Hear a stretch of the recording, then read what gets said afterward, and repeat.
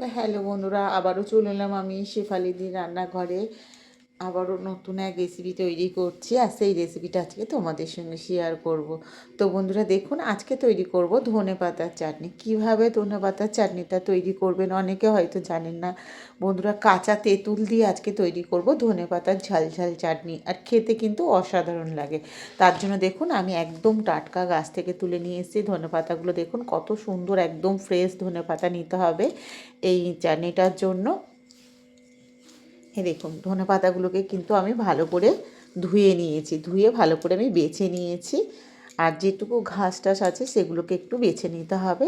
তো আমি ধনেপাতাগুলোকে ভালো করে, যে ধনেপাতার মধ্যে তো অনেক ঘাস থাকে, ঘাসের ভেতরেই বাঁধা ছিল, তো ঘাসগুলোকে ভালো করে আমি ধনেপাতার ভেতর থেকে বেছে নেব। কেটে দেওয়ার আগে একটু যদি কেটে ছোট করে দেওয়া যায় তো ভালো হয়।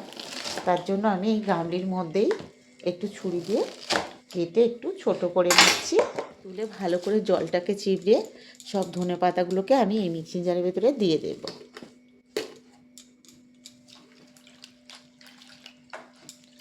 জলটাকে একটু চিপড়ে নিতে হবে।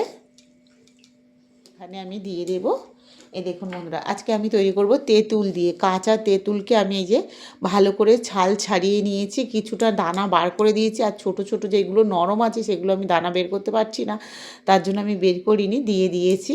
আর ছালটাকে ভালো করে ছাড়িয়ে নিতে হবে। আর এটা কিন্তু কাঁচা তেঁতুল, একদম কাঁচা তেঁতুলের ধনেপাতার চাটনি কিন্তু খেতে ভীষণ সুন্দর লাগে। সবাই তো লেবু দিয়ে করে, আচার দিয়ে করে, কিন্তু আজকে আমি দেখাচ্ছি কাঁচা তেঁতুল দিয়ে। কাঁচা তেঁতুল দিয়ে বন্ধুরা ধনেপাতার চাটনিটা একবার খেয়ে দেখবেন, ভীষণ সুন্দর লাগবে। তো তার জন্য আমি এখানে প্রায় 250 গ্রাম কাঁচা তেঁতুল নিয়ে নিয়েছি। কাঁচা তেঁতুলটাকে ভালো করে ছালটা ছাড়িয়ে ভেতর থেকে দানা বার করে ফেলেছি, দিয়ে এবার এই মিক্সিংয়ের মধ্যে দিয়ে দেবো কাঁচা তেঁতুলটা। এবার এখানে প্রায় 10 থেকে 15 কোয়ার মতো রসুন দিয়ে দেবো। যেহেতু এখানে অনেকটাই ধনেপাতা ছিল, তার জন্য আমি 10 থেকে 15 খানা রসুনের কোয়া দিয়ে দিলাম। আর এখানে প্রায় 8-9টা কাঁচা লঙ্কা দিয়ে দিয়েছি, খানা কাঁচা লঙ্কা দিয়েছি। এটা কিন্তু একটু ঝালঝালি ভালো লাগে। 10টা কাঁচা লঙ্কা এর সঙ্গে দিয়ে দিলাম, তার সঙ্গে একটু দিয়ে দেবো পরিমাণ মতো লবণ। দেখুন বন্ধুরা, এখানে আমি 1 চামচের মতো লবণ দিয়ে দিয়েছি। এর সঙ্গে দিয়ে দেবো সরষের তেল, প্রায় 3 থেকে 4 চামচের মতন সরষের তেল দিয়ে দিলাম।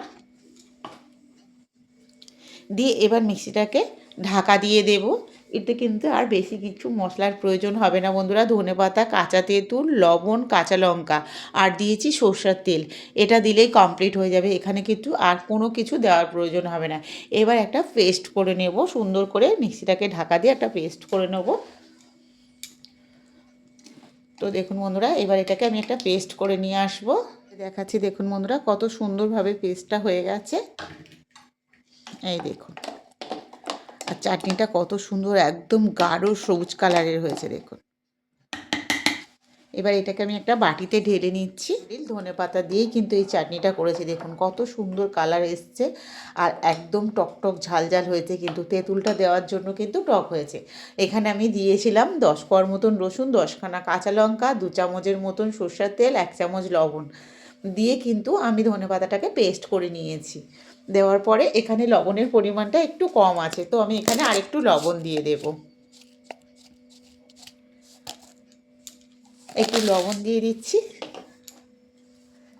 আর 1 চামচের মতন সরষের তেল দিয়ে দিচ্ছি। দিয়ে আবারও একটু ভালো করে নেড়ে নেব। লবণ আর সরষের তেলটা দিয়ে ভালো করে নেড়ে নেব।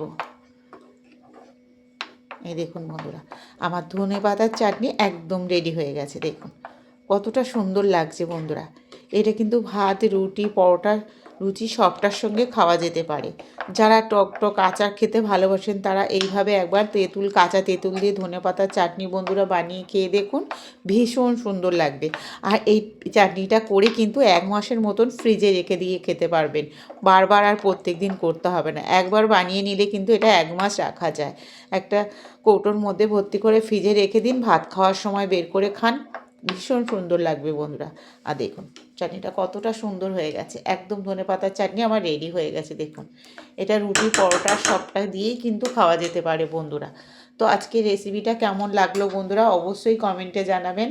আর এই ধনেপাতার চাটনির রেসিপিটা যদি ভালো লাগে শেফালিদি রান্নাঘর চ্যানেলটিকে অবশ্যই সাবস্ক্রাইব করে নেবেন। আর ফেসবুক থেকে দেখলে একটা ফলো করে দেবেন বন্ধুরা। কমেন্টে জানাতে ভুলবেন না আজকের এই চাটনির রেসিপিটা কেমন হয়েছে। আর রেসিপিটা ভালো লাগলে বন্ধুদের মধ্যে বেশি বেশি করে শেয়ার করবেন। সবাই ভালো থাকবেন। কালকে আবার দেখা হচ্ছে নতুন এক রেসিপি নিয়ে। আর আমার চ্যানেলটাকে সাবস্ক্রাইব করে বন্ধুরা পাশে থেকো। সবাই ভালো থেকো।